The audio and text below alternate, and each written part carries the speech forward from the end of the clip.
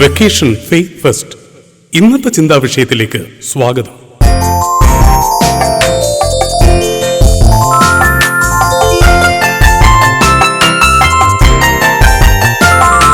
സ്നേഹമുളെ ചക്കരമുത്തി ഉമ്മകളായിരം തന്നീടാം,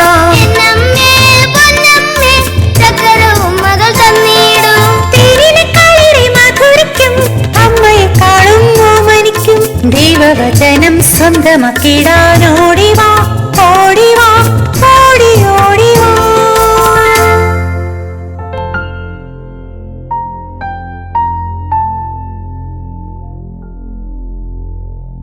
അമ്മേ അമ്മേ അമ്മേ, ഇത് എവിടെ പോയി കിടക്കുന്നു? അമ്മയ്ക്ക് അടുക്കളയിൽ എന്തോരം പണി കിടക്കുന്നു മോളെ.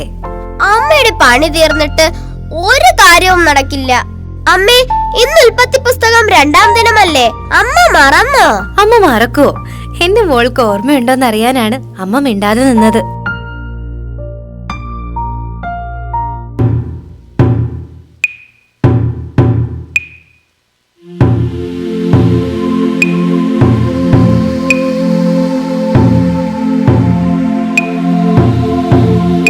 മറ്റുള്ളവരുടെ കുറ്റവും കുറവും കണ്ടെത്തി 10 ആളുകളോട് പറഞ്ഞില്ലെങ്കിൽ ഒരു സുഖവുമില്ല. സ്വന്തം കുറ്റങ്ങൾ മറച്ചുവെച്ച് മറ്റുള്ളവരെ വിധിക്കുന്ന ചിലരെ പരിചയപ്പെട്ടാലോ?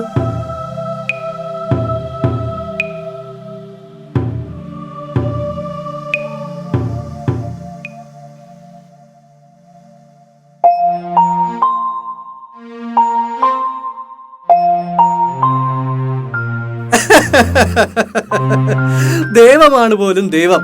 അതാരാണ്? ഇതുവരെയും നമ്മളാരും കാണാത്ത കേൾക്കാത്ത മറ്റൊരു ദേവൻ. അതിശക്തരായ 100 ദേവന്മാർ നമുക്കുള്ളപ്പോൾ മറ്റൊരു ദേവന്റെ പിന്നാലെ പോകേണ്ട ആവശ്യമുണ്ടോ? തേരാഹിന്റെ മോന് സമനില തെറ്റി കാണും. നമ്മുടെ ഗോത്രദേവന്മാരെയൊക്കെ വിട്ടിട്ട് അവൻ പോവാണ് പോലും. നമ്മളുണ്ടാക്കിയ വിഗ്രഹങ്ങളൊക്കെ തച്ചുടച്ചിട്ട്, അതും ബന്ധുക്കളായ നമ്മളെ വിട്ടിട്ട് അവൻ പോവോ? എന്നാ അതൊന്ന് കണ്ടിട്ട് തന്നെ. 75കാരന്റെ ഭൂതി കൊള്ളാം. നമ്മുടെ ദേവന്മാരെയും കൂട്ടുകാരായ നമ്മെ ഉപേക്ഷിച്ചിട്ട് ഇന്നലെ വന്ന് വിളിച്ചവന്റെ വാക്കും കേട്ട് പോയാൽ ശാപം കിട്ടു, നോക്കിക്കോ. ഇനി എന്ത് ശാപം? 65 പിന്നിട്ട വന്ധ്യയായ സാറായിമൊത്തുള്ള യാത്ര ചെല്ലുന്നിടമൊക്കെ നശിക്കും. അവൻ പോയിട്ട് വേണം അവൻ ഉപേക്ഷിച്ചു പോകുന്ന കൃഷിയിടങ്ങളും ആടുമാടുകളും പൊന്നും വെള്ളിയും ഒക്കെ നമുക്ക് പങ്കിട്ടെടുക്കാൻ.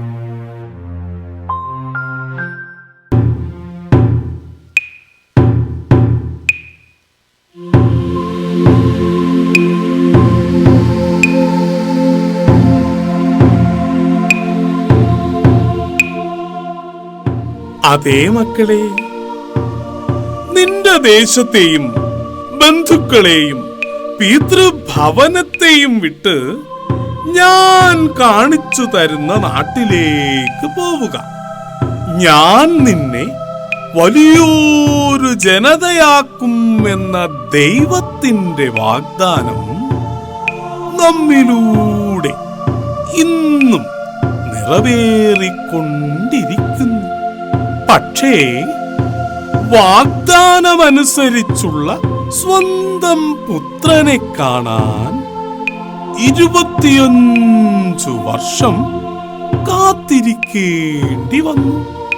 ഏകപുത്രനെ പോലും ബലിയായി നൽകണമെന്ന് ദൈവം ആവശ്യപ്പെട്ടപ്പോൾ ആരോടും ആലോചിക്കാതെ ദൈവത്തോട് യെസ് പറഞ്ഞ നമ്മുടെ മുത്തശ്ശനെ നമുക്ക് ഓർമ്മിക്കുകയും മാതൃകയാക്കുകയും ചെയ്യാം.